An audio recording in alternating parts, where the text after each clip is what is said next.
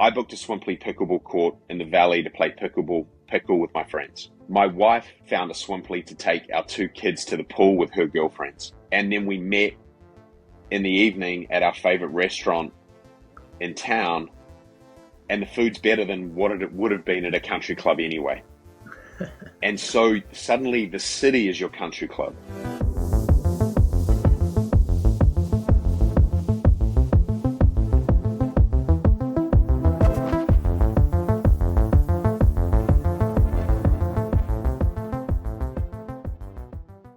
This is the moment we waited for. Everything you want is right here. We gon' give them what they came for. We gon' take it up from last year.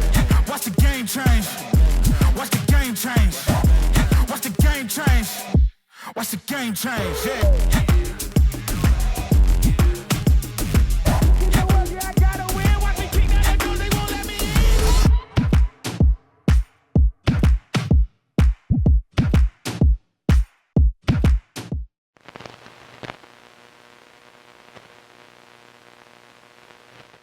Hello, welcome back to the Future of Pickleball. This is the show where we tell you about where the sport's going, who's leading it, how we're going to get there. Today I've got a really interesting guest, kind of a different twist on the business to business of pickleball, but I want to welcome Derek Callow to the show from Swimply. Derek, welcome.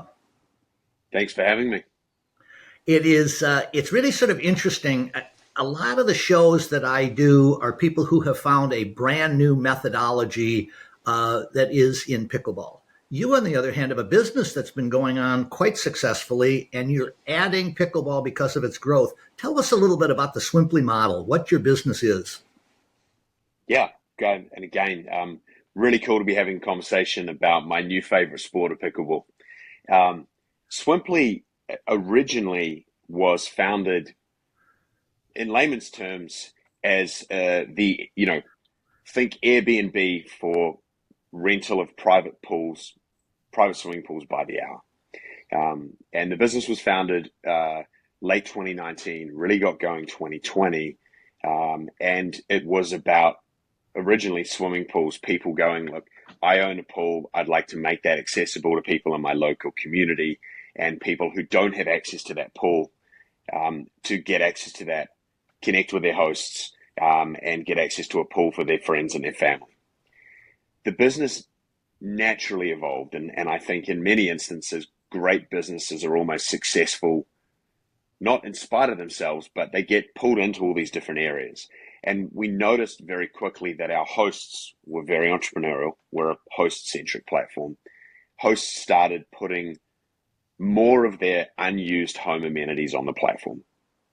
And so they started putting on hot tubs and cold plunges and their backyards. And we noticed that there were originally, back in the day, tennis courts that popped on the platform. And then we actually noticed hosts put pickleball courts on the platform, and we didn't even have a pickleball court category. So we're really now, it's about home amenities by the hour. We are outdoor spaces and indoor spaces, but we're about fun, celebration, health, and wellness. We're a two-sided marketplace. And so we have hosts who put their locations on the platform, a pickleball court, a basketball court, a pool, their full home, private gym, etc. And then we have guests who find that through our mobile app or our website, and that booking happens. There is a fee that we take on both sides of that. That helps us build the technology, do customer support, et cetera, But this thing is really growing where, we've had unprecedented growth, not just because of the amazing warm summer, because we appear to have tapped into a real universal truth, which is pretty cool. We are across, we've got listings in every state in the continental US, including Alaska. We're in Canada, and we're also in Australia. Oh, very nice. One of the things that I've looked forward to in having this conversation with you is facilities are the linchpin right now of the growth of pickleball. We can have the greatest growth, more excitement, but we've got to have facilities. And I love the idea of how your operation fits into that. And I would imagine there must be people that actually look at your model or your business contribution as being a way to help fund their their pickleball facilities. Would that be correct? Yeah, you've really touched on something which we is quite unique to the to our pickleball hosts. You highlighted this. I played a bunch of tennis growing up. You know, anything with a bat and a ball. I'm from New Zealand originally, so there was a lot of tennis. There was a lot of cricket, which is our version of baseball. But it was always get outside and do stuff. I had a massive injury, just generally doing stupid things outdoors, where I smashed up my wrist and my forearm.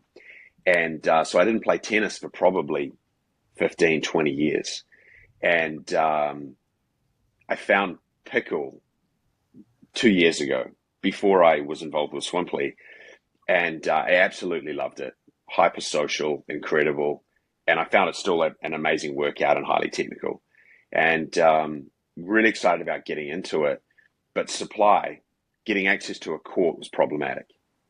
And people have varying degrees of price sensitivity. If you're a player, you know, I'm looking for something that's free and I'm willing to wait.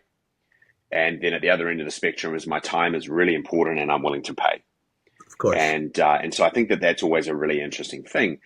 But as I got involved with Swimply and we started talking to hosts, obviously, traditionally, when we reach out to a pool host or someone who's had a tennis court on their property for 20 years, it is about how do they make the most of their underutilized existing home amenity.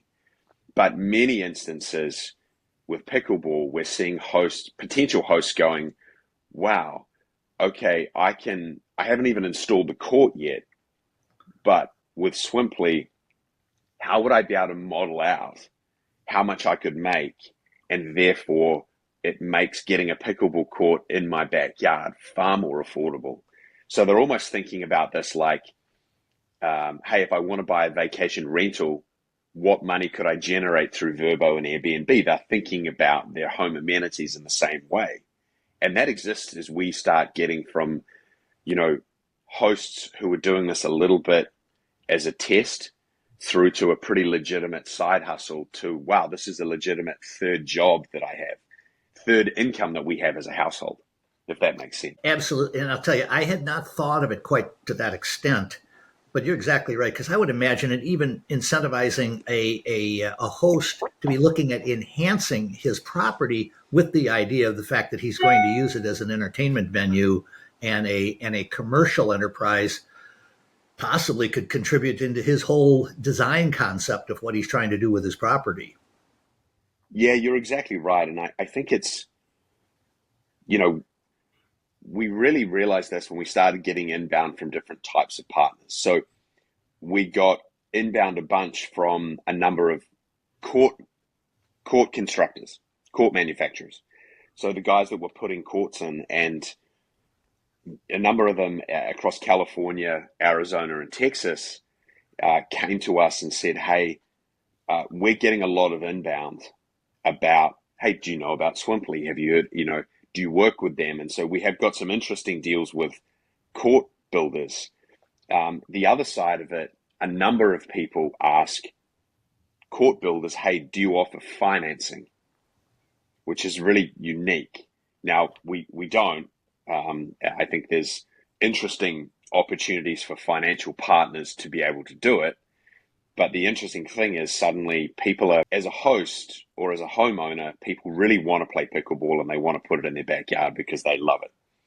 Sure. But they're looking at it as a legitimate financial decision. And we're really seeing we see a really big responsibility and opportunity for us as a brand and a community to help people have fun and do it financially responsibly. Have your cake and eat it too, as we say. Yeah, it's interesting with all the traveling that I do around the country and all the different people in the space, the pickleball space that I encounter. I get an opportunity to play on a lot of private courts. And it's really been sort of interesting because their conversation very often is, this is great, this is wonderful. They get hounded by friends looking for free court access, and they're not necessarily interested in doing that, to have a platform like yours to be in a position to say, hey, just go on the platform and look for a reservation, and let's figure out how you can get on the courts and use it. And I'm not just hounded by people wanting to get on my courts free. That's an interesting piece. Something that I did want to ask you specifically from the describe the guest's experience. So from the standpoint, somebody finds you, they find a location that they want to do. Let's say they want to put a number of couples together to play for a couple of hours in an evening. Describe how that whole thing would work. Sure. So you can, as a guest, you download the app, where you go to swimply.com, and you're in. I live in LA, so I'm in 90292. I do a search, and I find a court. Now, the host has a couple of different options. The host can enable something called instant book, or the host can create, still has to approve the reservation. But for example, you're looking for a court from 8 a.m. till 10 a.m. You want to play 2 hours in the morning. You'll see that the court has availability. Our pricing ranges from anywhere from, $20 to $50 an hour. You've got some beautiful courts. We've got some more basic courts. There's a wide price range, which is great, and I encourage more of that. And so you, as a guest, you book the court. So let's say, Paul, you're the connector, you're the organizer. You book the court. Once you book the court, there's a link after the reservation for you to send that information out to the 3 other people who are playing with you, and you're good to go. So you show up. What we find almost more easily with courts than we do with pools is that, great hosts create really seamless ways to access. So for example, hey, parking is here. There's a good description. Here's the code to get to the gate. There's some, we're seeing hosts that are doing a lot more stuff. Hey, there's some water in the ice cooler, the side of the court. Enjoy. And I think this is a really interesting segue into opportunities. And I'm excited about the Selkirk partnership, because hosts then start adding more things on the top. For example, historically, with tennis, for example, some hosts are making decisions to have a ball machine as an option. So, for example, if you want to go and hit some balls, you can pay extra for a ball machine. That's all there. That's included. Some hosts are saying, hey, would you like a new set of balls? We've got balls. Boom, you can have them, right? I think the personality and the professionalism and the uniqueness of each host can come out. But the guest experience is exactly like you would be booking, a court anywhere else. And I think in many instances, we want to make that more clear, more seamless. You're not there. You know that you've got a guaranteed time. You create a profile. You pay with a credit card. You're good to go. Now, I would imagine, so if I were a homeowner and I was letting strangers effectively on my property to use my court through Swimply, how are your guests vetted, or how does the homeowner have that confidence of how that relationship's going to work? Yeah, that is one of the big things that we take a huge amount of pride in, right? We're about fun, celebration, health and wellness, but we want to do that safely, respectfully, and we also want to protect and respect the local community as well. We do not take it for granted that hosts are putting their private spaces, their homes, and portions of their home on our platform. So we have really, really robust community guidelines for both hosts and guests. And we make sure that those interactions happen respectfully. We have a really robust host guarantee, host protection program. So both damage to property, if something invariably happens. Mm-hmm. For example, something is accidentally spilt on the court and the court needs something done. A good example back in the day from tennis, right? I know shoes have got a lot better, but marked, shoes that, you want non-marking shoes, or something happens to the net or something like that, right? As well as we ensure that the hosts are protected from a liability perspective as well. And on the same thing on the guest side as well, we make sure that there are really strong community guidelines that those things happen, right? Now, if invariably something happens, we help to work through it. But what we really notice is that we are very much about by neighbors for neighbors. The thing that's interesting here is 90% of our bookings happen by people that live within 10 miles of the location.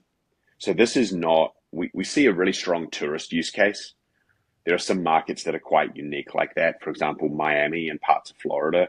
We see a lot of people booking out of the tri-state area, New York, DC, New Jersey, and they're booking in for Miami. They want to augment their vacation experience with a pickleball court or a pool or something.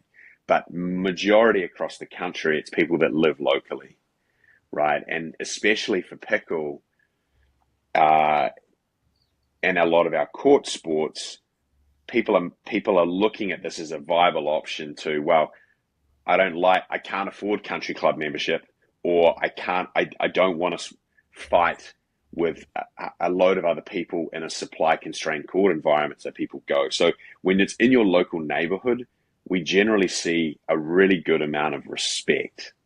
And it goes back to your original comment when you're traveling around and you're talking to hosts. What's interesting is when I talk to a lot of pickle hosts, what they really like is the fact that when you have that booking system, it makes it helps them manage that asset, because they can they can open up availability when they're not using their court. But we see many pickleball hosts who are using this to really generate good income, but others are donating it all to charity. But they find that it's just a really good way to, even I talked to a host 2 weeks ago who was like, this is a great way for me to regulate my friends. Yeah. And I think that's what I was kind of referring to earlier, is sometimes regulating the friends, I think, is probably a key goal that a lot of them would like to do.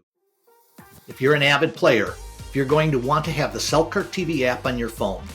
The Selkirk TV app is a free streaming and on-demand app dedicated to pickleball. It's one source for all the content you're looking for. If you're learning, we have teaching, coaching, we have the best podcasters in the sport, and we even have 24/7 streaming of new content daily. When you have the app downloaded, you'll get early access to everything you could want in pickleball, and you'll be the first one to get all the buzz. Watch live coverage of the PPA tournament matches from the grandstand court and see insightful pro player interviews. Selkirk has it all. You can dive into the action anytime, anywhere you want. So download the app right now. I promise you'll love it.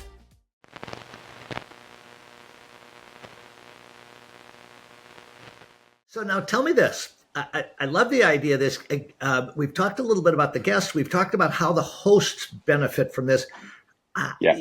You've got involved. There is a relationship that's been formed between Selkirk and Swimply. Guide me a little bit as to how that helps you, how you think Swimply will help Selkirk. How will that relationship work together? Yeah. So look, I'll use myself as a prime example, right? I played pickle, and I'll use myself as a caricature, and some of it's true, some of it's not. But I think it's a good example, right, of the role that I think Selkirk can play, and where I'm excited. When I think about someone who's discovering this new amazing world of pickleball, I played a bit of tennis, but I didn't have a paddle. I didn't have balls, and I didn't really know where to access a court. And to be honest, I didn't have many people to play with. And so you think about equipment, court, people, skills. It's like 4 vectors of like how you would begin to get into the community, right? And so I think the opportunity of Selkirk and Swimply working together solves a couple of these things immediately, but it could lead to a future where we really can bring an amazing pickleball experience to more people in more places, right? And so I found out about it, the sport, and I had a couple of people that were like, hey, let's go and play some pickleball. that sounds cool. Now, I'm very comfortable and open to kind of suck at something. I've got a growth mindset, so I love learning new things, and I'm happy for people to laugh at me. But I played a bit of tennis, so I was like, that I'm excited about this, but I didn't have a paddle. And so I was like, okay, cool. Does someone have one? Where do I get that from, etc. I subsequently now have a Selkirk paddle. Awesome, love it. And now I'm fully indoctrinated because I've got 2 paddles and I've got balls and I got my shoes. I've got my pickleball go bag in my car all the time, which is now for people that are in the community are like, but of course you do, right? But so now I'm in it. But I didn't have access to, I didn't have a paddle, so I didn't really have the equipment. And we, a group of my friends and I, we were down at the public courts and we sort of didn't understand etiquette. We're like, hey, how do you do this? The last time I sort of had to do something like that was when you're in a pub and you're lining up to play pool, and you put the coin on the side of the pool table, and I'm like, how does this all work? And then it was quite funny, as it was quite intimidating because everyone else there had been doing this for quite a long time. And so on one side, the community was welcoming, predominantly because, we were all had funny accents. This was in LA, and we sort of, we wandered in and we're like, hi, we're new at this. We were very open about us not knowing anything. And so they kind of adopted us and told us how it all worked. But there's a bunch of unwritten rules when you are supply constrained. And Swimply's great because I think we seek to take that out. Some people I know, when they want to learn something new, they don't want the pressure of being on a public court and missing the ball. For example, I rented a court in LA. My mum is in her early 80s.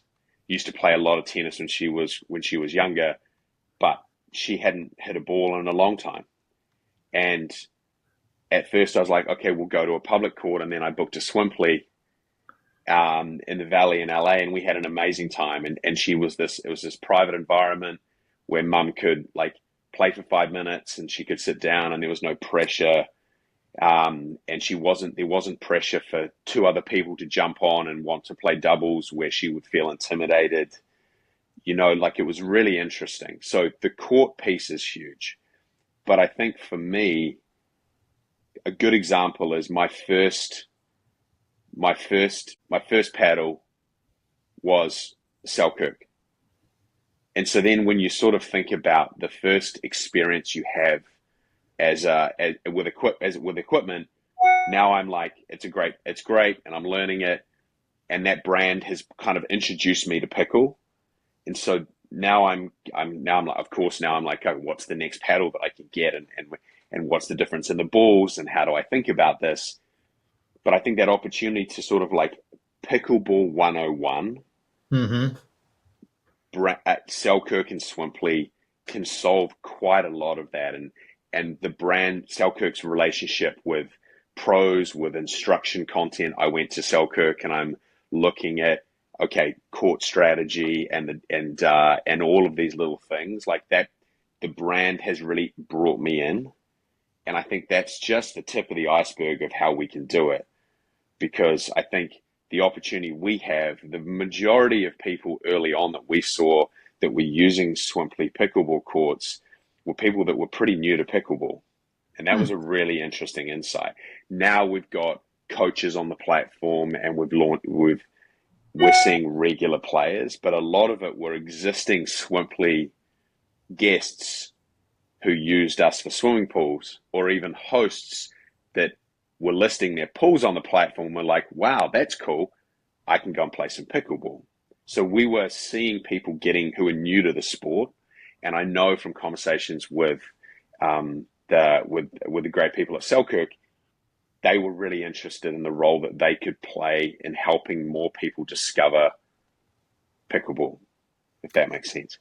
Yeah, it absolutely doesn't. And you're really describing something to me that I had not thought of in that concept, because you're exactly right. The number of people that are that are uncomfortable or they're nervous about not being accomplished the first time they go out there. Your description with your mother, I think that's a perfect analogy of a way people come into the sport. We need to just get them a little bit comfortable, and you really have Swimply can be a terrific solution to that for people wanting to get started or grab their other friends that are novices and say, well, let's go figure this out together and spend an hour or 2 hours on a Swimply court and do it to it. I think it's a great idea. I'm always impressed. I've been with Selkirk for a long time in a variety of different capacities, and their ability to tap into what the future is and where the sport is going and what the different components are that contribute to that.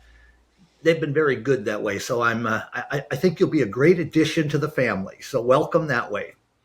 Derek, I'm going to say thank you so much for this. This has been such a great introduction to Swimply. I think we're probably going to have a lot of people around the country that are going to begin to become aware of you that aren't already. I think it's terrific. One of the things I like to ask of my guests is, you're in this now as a business in pickleball. What do you see in the next couple of years in your business? Any thoughts or ideas on what the trajectory will be for your company? Yeah, and look, it's been a really great conversation. The thing that's really interesting as we get deeper into this amazing sort of world of pickleball and the community is we're getting both hosts and guests all across the country, varying degrees of income, disposable income, wealth, etc. And the thing I love about sport in general is you just realize that you just need one thing in common with someone, which is amazing. And that's one of the things as someone who's closer to 50 than they are to 40, that my love of sport is for how it physically makes you feel, but most importantly for community. And it's one of the things that's incredible about pickleball, and we really are humbled to play a small and hopefully increasing role. The thing that's really interesting is one of our big roles we feel is we're democratizing access. And historically, getting access to court-based sports has been pretty prohibitively expensive. And so what we're really excited about that. And I was talking to a friend in LA and husband and wife, couple of young kids, and they love playing racket sports, and they were diehard tennis, and then interestingly, like my friend's wife converted to pickle first, and my friend was a bit of a holdout, and then he really got into it. And I said, hey, how are you thinking about, like, where do you play consistently? And he's like, well, my hope is that's Swimply. He's almost like, you guys are like anti-country club. And I was like, this is really interesting. And I was like, let's unpack it. Why do you think that? And he said, look, the really cool thing is, even if I could afford a country club membership, and I can't, and that's the vast majority of the country, he's like, I don't know if I'd want to, because my time is really important. And he said, let me talk to you about how I used Swimply last weekend. He's like, I booked a Swimply pickleball court in the Valley to play pickle with my friends. My wife found a Swimply to take our two kids to the pool with her girlfriends. And then we met in the evening at our favorite restaurant in town, and the food's better than what it would have been at a country club anyway. And so suddenly the city is your country club. And I think that then just and we're seeing hosts put cold plunges and saunas and backyards for yoga retreats and pickleball courts. When we start getting critical mass of hosts and guests in communities, then you start seeing that's really fascinating. And the final point I think that we've launched just recently is we've launched a passes or a membership product. So as a host, let's say you have a pickleball court and you're putting it on the platform, you can now create a membership product where you can charge a monthly fee for certain types of access. So for $150 a month, for example, is a great court out in a great court out in Encino. The host has made the court available 7 a.m. to 12 p.m. Monday to Friday. So that's off-peak access. They don't use the court at that time, but for people that love pickleball, those are prime hours.